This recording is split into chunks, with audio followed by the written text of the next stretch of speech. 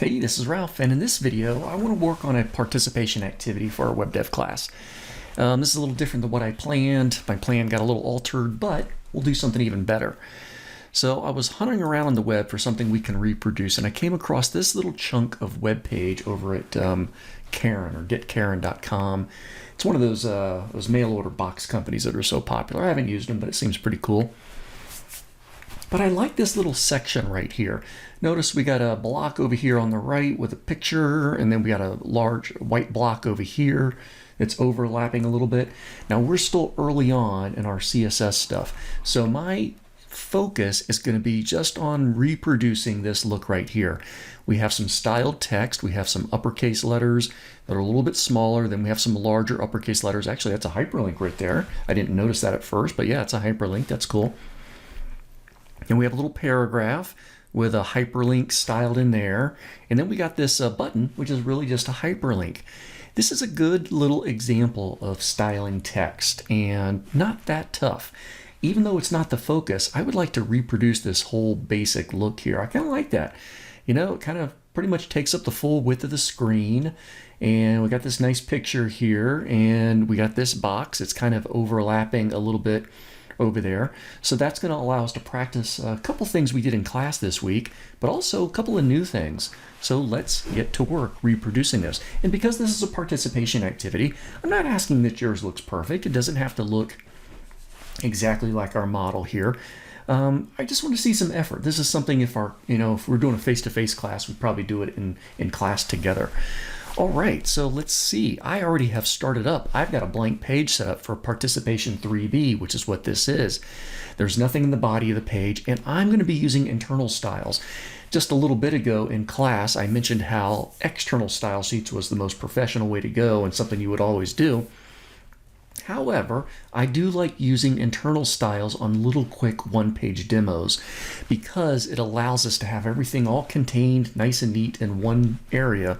And so that if you go back to look at your own page, it's easy enough to just view the source code and see all the styles right there just in one file. So that's the reason I'm doing that. So even though internal styles may not be the best way to go in real life, when you're practicing some new element on a web page, internal styles are pretty darn convenient and not a hindrance for us since we're only working with one single HTML file, one web page.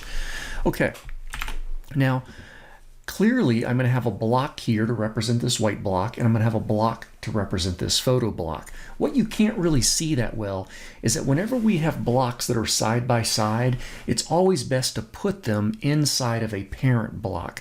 Now, because the parent block, and in fact, we could safely assume the parent block has this gray border, but that's not, too important. I'll show you how we can fix that up with margins or padding, actually.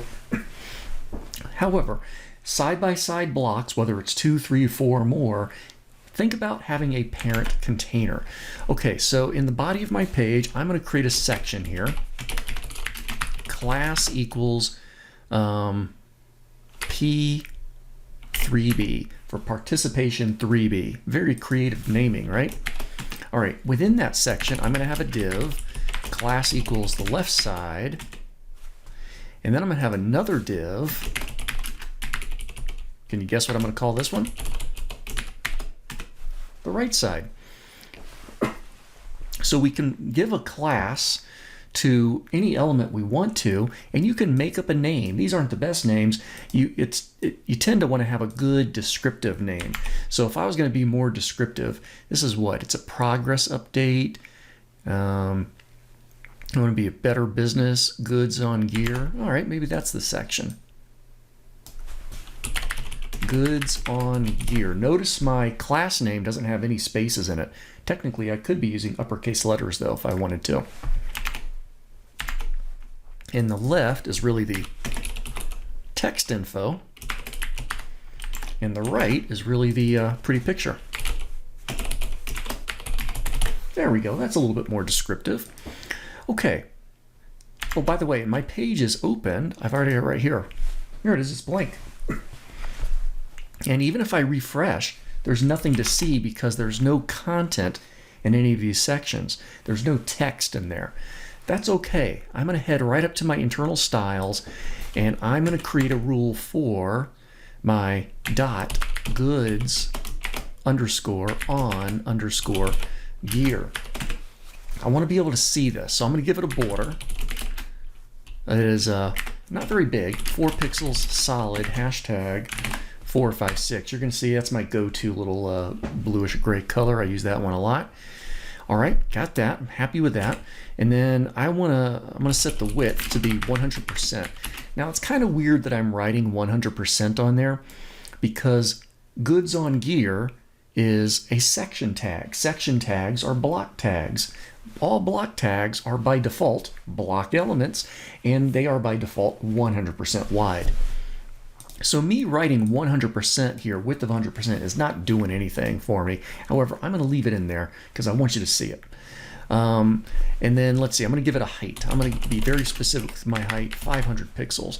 Now that I've done those few things, you can just see that box on there. You can see there's the left edge of it and the right edge is hooked up right against there. And yeah, that's not bad at all. I'm going to leave it just the way it is. I kind of dig that for now.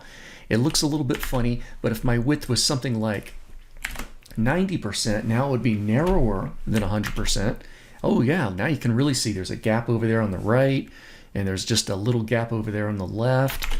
That's cool, I can handle that. Let's take a little side trip real quick and do a reset rule. At the very top of my styles, whether I'm using an external style sheet or internal styles, I'm going to create a reset rule. The purpose of a reset rule is to set all of our margins and padding to 0. So I'm going to write margin of 0, padding of 0, border of 0, box sizing, border box. Okay. So margin is going to be 0 for everything. By using the asterisk wildcard as my selector, that means all elements. I want all elements to have 0 margin. I want all elements to have 0 padding. I want all elements to have 0 border.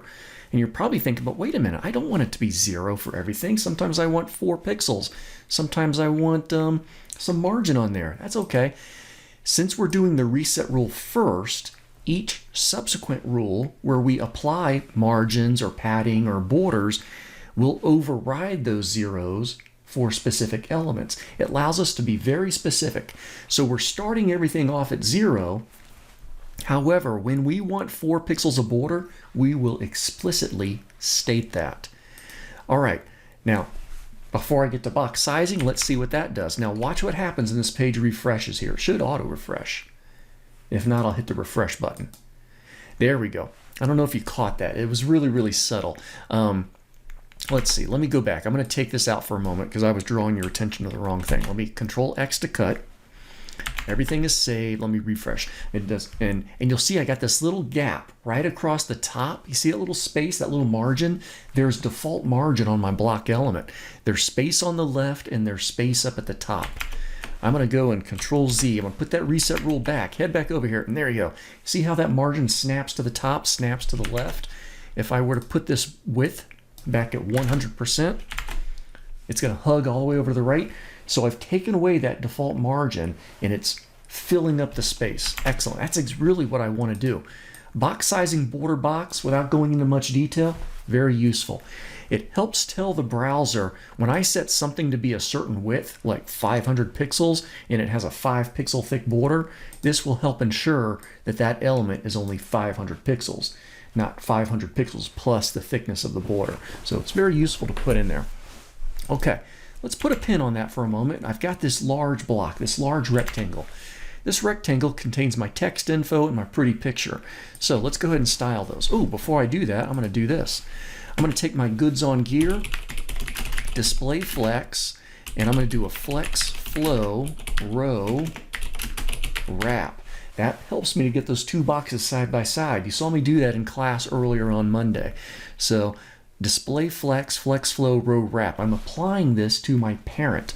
Remember, goods on gear is a parent, and the children are these two little divs inside. Now that my parent has that, let's see, I've got my dot text underscore info.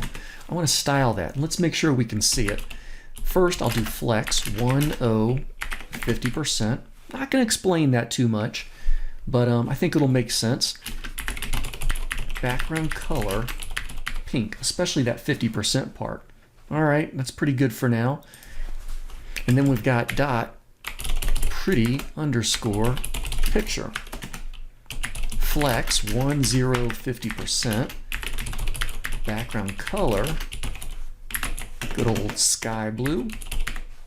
Okay, so we got pink for my text info, sky blue for that picture. Let's see how that's looking. That's looking pretty darn good. So that border was really just there so I could visualize that parent container. If that border wasn't there, so if that border was 0 pixels instead of 4 pixels, the border's gone, yet it's still containing those two parts. And you can see that text info area, the pink part, that's 50%. Blue area is also 50%. And of course, you could play around with those numbers, right? One of these could be 40 and the other one could be 60. And look at that. They keep those proportions. Excellent. I'm going to Control Z to undo those. Control Z to undo. Put those back at 50. Now, based on our model here, let's see. I want this left block to be a little bit shorter, and it also overlaps a little bit. So I'm going to use a little bit of trickery for this one, okay? So let's see. I'm going to take this block, and I'm going to set its height to be noticeably smaller. Let's see. So overall, my parent is 500 pixels. I'm going to set the height to be 350 pixels. All right, let's see what that does for me. Okay, it's definitely smaller, but I need to move it down and to the right. Down and to the right. Here's what I'm going to do. Earlier in class on Monday, you saw me very briefly do a transform rotate. I'm going to do something similar here. Transform translate. Transform translate. So transform is the property. Translate is a functional value. It's a value, but it's also a function that requires some arguments. This part's going to be a little bit weird, but the first number I type is going to be the left-right movement. And I'm going to move this over 100 pixels to the right. That's what that 100 pixels means, comma. And I want to move this box downward 75 pixels. Now think for a moment. How did he come up with 75 pixels? I didn't just make it up. I got that 75 pixels for a reason. Let me show you what the impact is. Look at that. Look at that pink block, how it's downward and it's moved over. The 100 pixels over, that was just a blind guess. I'm just trying that. 75 pixels has some logic to it. Well, my parent block is 500 pixels tall. My pink block is 350. That's a difference of 150. 75 pixels is half of 150. And by using 75 pixels, I now know that I have 75 pixels above, 75 pixels below. But look at this. Look how that pink block, it's got that big space over there. I moved the whole block over. So here's what I'm going to do. I'm going to put a margin left on that pink block. Check this out. Negative 100 pixels. You can do negative margins. That's funky. And look at that. Now that pushes it back over.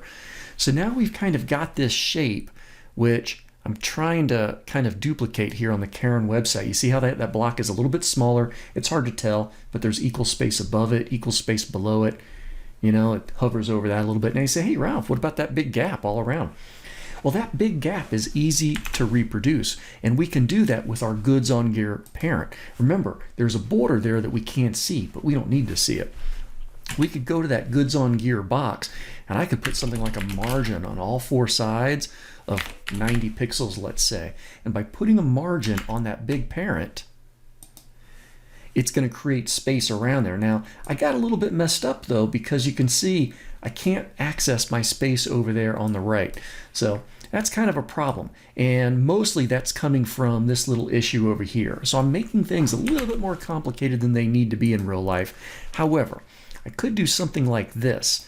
I could do margin top 90 pixels, right 90 pixels, bottom 90 pixels, left 0 pixels. Let's see what that does. Okay, that gives me the space above and below. It doesn't give me the space on the left and the right. Let's try something else. What about padding on the inside? What if I had padding of 90 pixels on all 4 sides. Let's see what that does. Ooh, that's pretty interesting. Pretty funky there. Now, if I didn't have any margin on there, what does that do, if anything? Oh, things are still looking a little bit messed up. I think what's happened is my box sizing border box has affected things. If you could see my border on here, you'd start to get a feel for what's going on. And you can see, yeah, I'm getting this padding, but because of this positioning and size of the pink box, my blue box is no longer 500 pixels tall. Remember, the blue box started off at 500 pixels tall because the height of that container was 500 pixels. But padding goes inside of the border, and that affects things. So in class, I said sometimes you can use margin, sometimes you can use padding, sometimes you can use both. Well, sometimes one is going to be better than the other. It does help if I can see those borders to see what's going on. So I'm going to get rid of that padding. That's creating more trouble than it's worth. I'm going to look back at the original. All right, I'm pretty happy. All right, that's how things were supposed to be. So let's see. Let's try something else. What if my goods on gear was not 100% wide? Maybe it was 80% wide. All right, it's a little bit shorter. And now I'm going to go to margin, and I'm going to do margin 90 pixels top and bottom, space, auto margins left and right. Look at that. It kind of centers everything. So I'm using margin again. However, I'm being creative with my margins in conjunction with my, there it is, my width of 80%. So now that I've got that margin of 90 pixels, that's 90 pixels of margin on the top and the bottom, and then automatic margins on the left and the right. Kind of centers everything. I'm going to change that 90 to a more conservative 50. And it should make things, okay, smaller up on the top. We can't really tell the bottom, of course. And instead of 80%, I'm going to change that to 90%. All right, there we go. Those gaps are a little bit smaller. And I'm going to change that border back to 0. Get rid of that border. I don't want to see it anymore. And now we can you can see how we can kind of manipulate this look. If everything seemed too big for you, well, then I would start to dial these things back. Instead of 500, maybe I want a height of 400. And instead of a height of 350, maybe I want a height of 250 there. And since there's still 150 gap, my 75 pixels translate is still good. Everything looks good. It's just a little bit shorter now. Okay, I'm pretty happy with that. I think it's good for now. I'm going to take a little side trip here. New tab, Unsplash. I just read that Unsplash is getting acquired, I think, by Getty Images or something like that. So, and let's see, I want a nice outdoorsy photo. So just outdoors. And I'd like to find something that's in landscape orientation. I want it to be wider than it is taller. And it looks like we have lots of options. There's a cool picture of from outside of a tent. I like that. Let me go to download. I'm going to get the small version. And I didn't get my save as dialog box, which is a bummer. So I need to move that more manually. Did I have an option? No. That's okay. So I will do it this way. Let me open up my editor here. I think that went to my downloads folder, I think. I'm using this new Edge browser now. And let me check on downloads. Nope, it's not there. Is it over on my desktop? Date modified. Yeah, that's it right there. So there's my picture. It's on my desktop. I'm going to Control X to cut that. I'm going to go to my working folder, my Spring 21 folder. I'm going to go to my images, and I'm going to cut, copy, paste that one. There it is. That's a crazy file name, so I'm going to rename that file name to just tent.jpg. So now that picture is saved in my images folder where I'm doing my work. We're doing more stuff with images later on, but I wanted to, to do this one here just because working with images is pretty cool. So I've got that picture saved in a good location. I don't need that anymore, and I'm done with that, so I don't need that anymore. Go back to my page. There it is. Let's go to our CSS real quick where our pretty picture is. Background image URL, and let's see, I want to go up into the tree, into my images folder. I take that back. I'm not on a styles folder.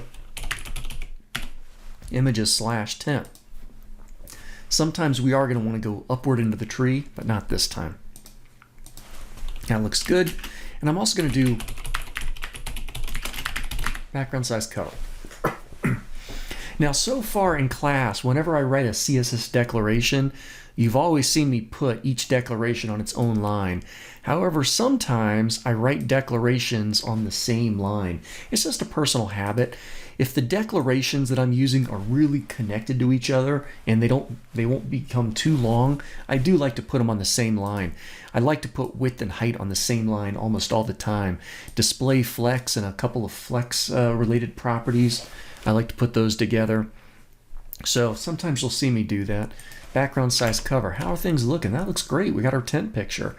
Now I need to get the text over in this block. So far, just been doing a little bit of setup and a little bit of cutesiness with pictures. Now let's work on here. Let's see. I am going to grab this. Actually, I'm just going to move it off to the side real quick so I can see it on my other monitor. And I'm going to head down here to where I have my text info. And I'm going to write in some stuff. Let's see. I'm going to do an H2, the goods on gear. Next, I'm going to have a hyperlink. I'm just going to use href equals hashtag. That's what I do for a dummy hyperlink. It's when you want to have a pretend hyperlink on your web page. It doesn't go anywhere. And let's see. It says a progress update. Cool. I like that. And then I've got a paragraph. Bear with me. I'm going to type this whole paragraph. In June of 2020,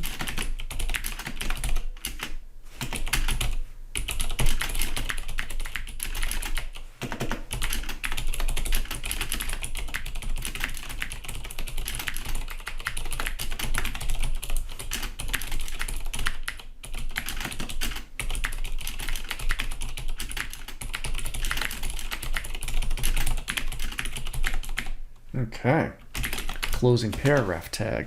Alt-Z for word wrap. Now you're probably asking me, why not just copy and paste? I want to discourage you as much as possible from just copying and pasting. I know this doesn't seem like much, typing in a paragraph, and obviously you can still get full credit if you were to copy and paste that text, but when you can, type it out. We can always be a little bit faster on the keyboard. Did I make any typos? Shared our intentions to do better as a business and industry in supporting diversity. There we go.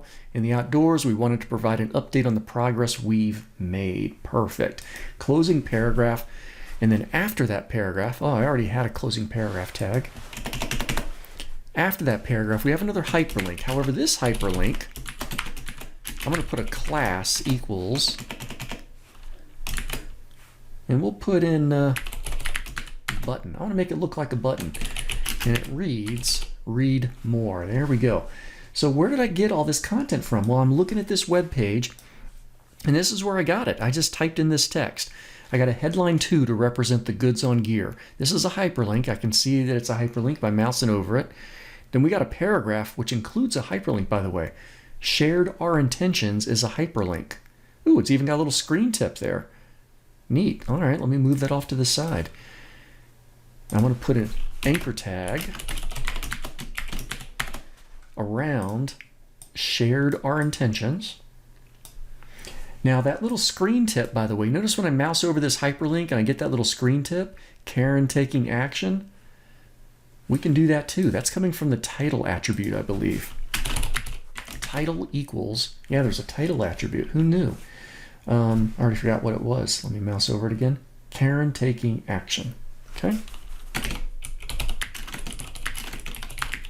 Cool. All right, I think that's pretty good for the HTML. So now I should be able to go back to our page, and if I mouse over shared our intentions, look at that, Karen taking action. We get that little screen tip. Pretty neat. Okay, now theirs clearly a lot nicer than ours. However, we're not worried about the button yet. We're not worried about this paragraph or the hyperlink. We're not worried about that hyperlink right there. Focus your attention top to bottom. Work on one thing at a time. Let's focus just on that headline 2, that heading 2, the goods on gear. There it is right there. There's my heading 2 within my text info. Dot text info space H2. This is a descendant selector. I want to style the heading 2 that's within my text info box. And let's see, I'm just going to glance at this. It needs to be all uppercase letters, and then we'll tweak the font size. So text transform uppercase, and we'll start off with a font size of 2 M's. Let's see how that looks. Just kind of make a mental picture of this. And okay, we need to be smaller. 1 M.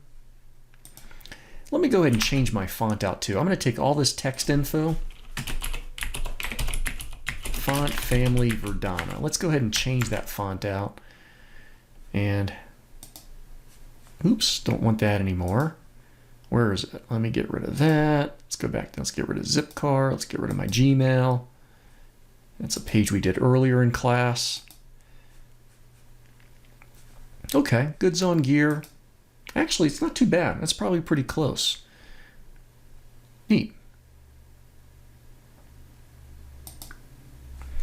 All right, what's next? A progress update. That's a big hyperlink, so it's bigger than 1M clearly. So let's see what we can do about that one.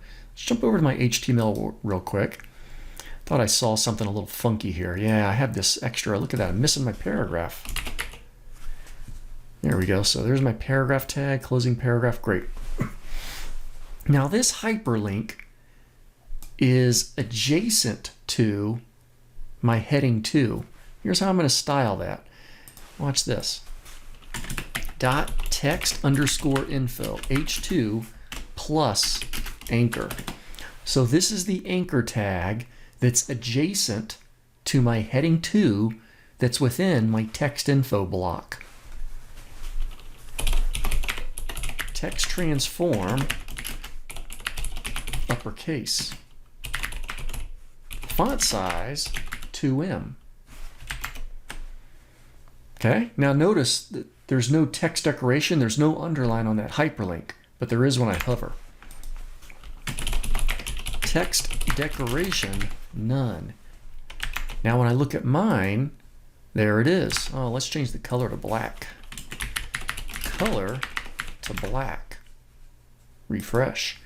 There we go. Now when I hover over that, I want to see that underline. So here's how I'm going to write that. Dot text info h2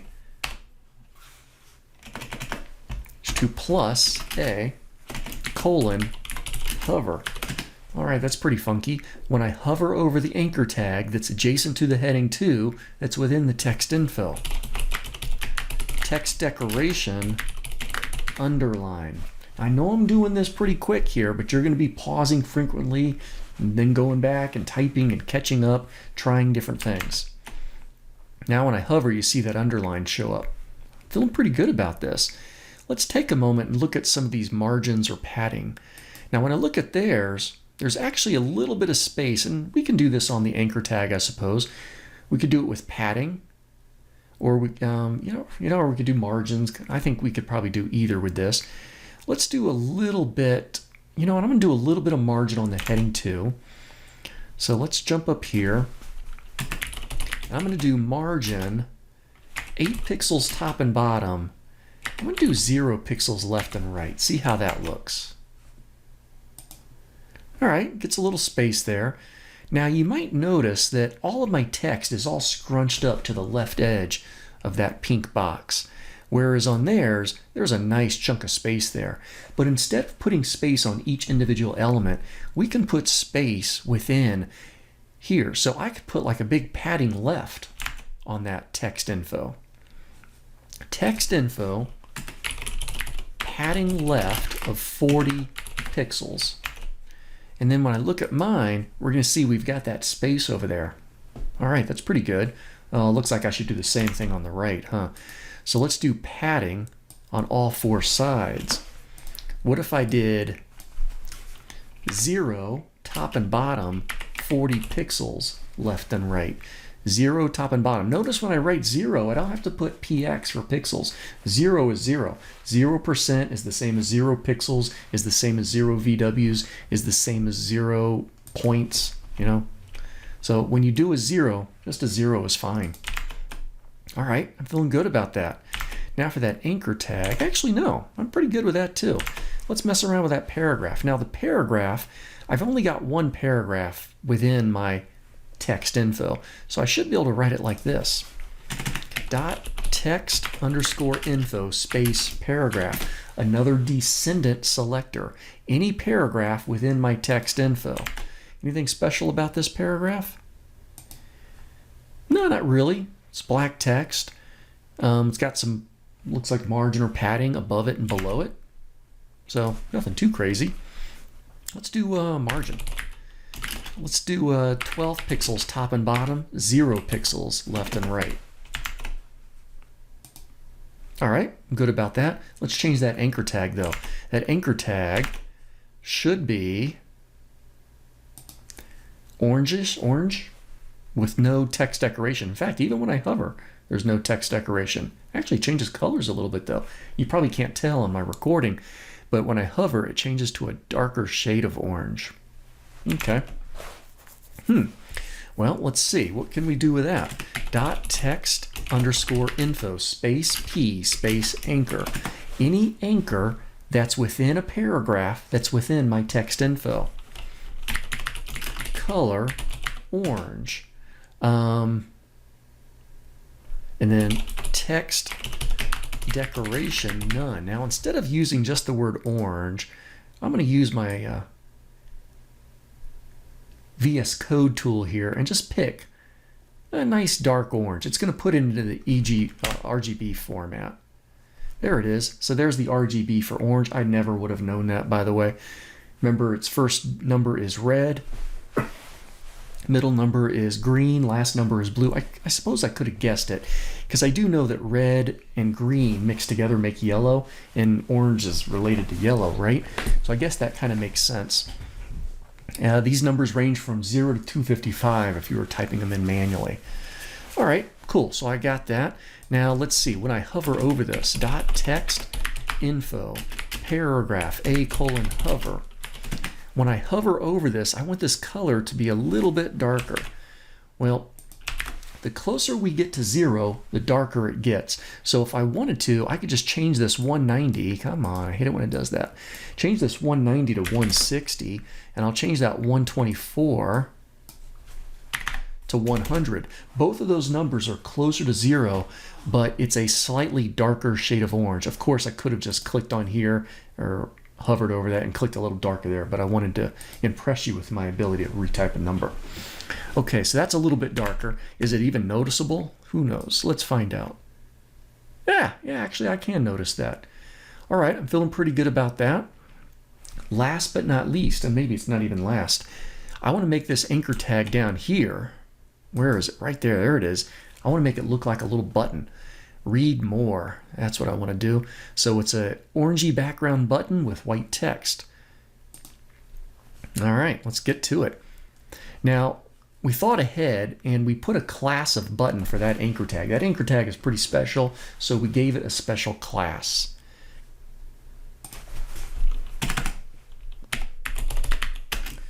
Dot button. Background color. I'm going to grab this same shade of orange up here. Actually, no, what is it? 190, 124? I can remember that. RGB. 190, 124, 0. There we go, we got that. And then the color of the text is white, so that's just FFF. Oh, let's do it in RGB. RGB 255, 255, 255. That's white. And then I don't think there was any text decoration. Text decoration none. All right, how's it looking? Not bad, not bad. How does the official one look? Pretty cool. Theirs is much nicer than ours, huh? So they've got some space around the text. That's padding, by the way. That's easy enough for us to do. Padding, let's try 12 pixels. How does that look? All right, it looks pretty good. Let's see, can I do this? Margin top, 12 pixels. Is that going to work? May not work. Putting margin on an anchor tag, remember, anchor tags are inline elements. Margin is always a little bit sketchy with anchor elements. So if margin top for an inline element doesn't seem to be working, good news is there's a paragraph up here, and it's got margins of top and bottom of 12 pixels. What if I do top 12 pixels, right 0, bottom 24 pixels, left 0, top, right, bottom, left. So I'm giving my paragraph more bottom margin. And by doing that, that's going to create more space there.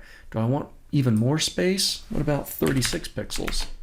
Even more space. I like it. I like it a lot. Now let's see.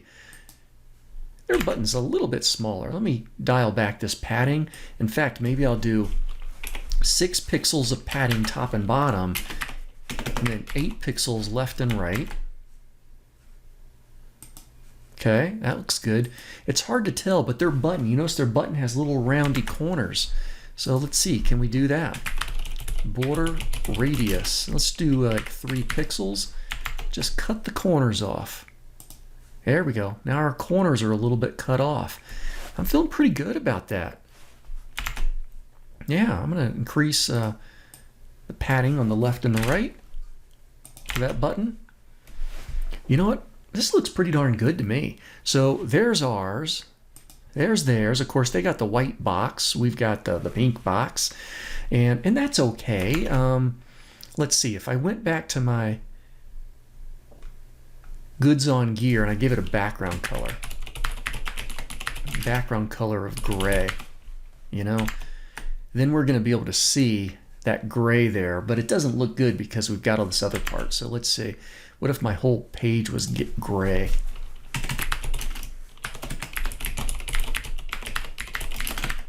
In fact, I'm going to make it EEE, which is a really light gray, and I'll change this to EEE. And now we're going to have a lot of gray everywhere. You can't even really tell. That's too gray. DDD.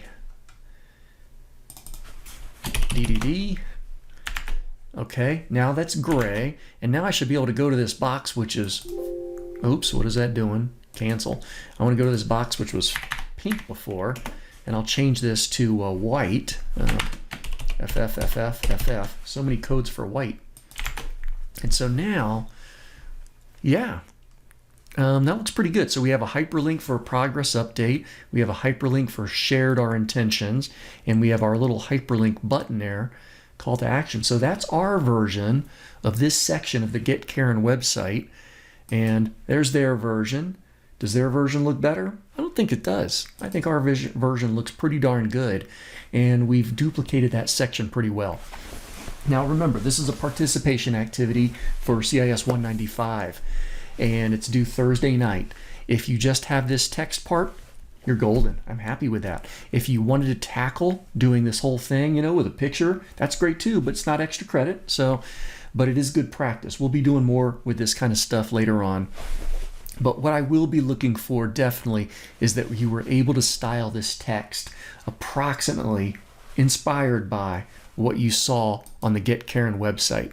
And on our Blackboard, in the directions, I still need to put the directions in here, but I'm going to have a screen capture, a picture of that right in there. See, I'm making this little video, and that's going to go right there in the directions. But yeah, that's what we've got going on. And that is our participation 3B for week 3. And yeah, I hope you take a lot from this, because there's nothing that we do in here that we won't also do in the future. So we will build off on all of those particular skills. Great. Now, don't forget, publish and update your index homepage. I've got all your web addresses, and I'll go to your pages probably on Friday and look for that new content.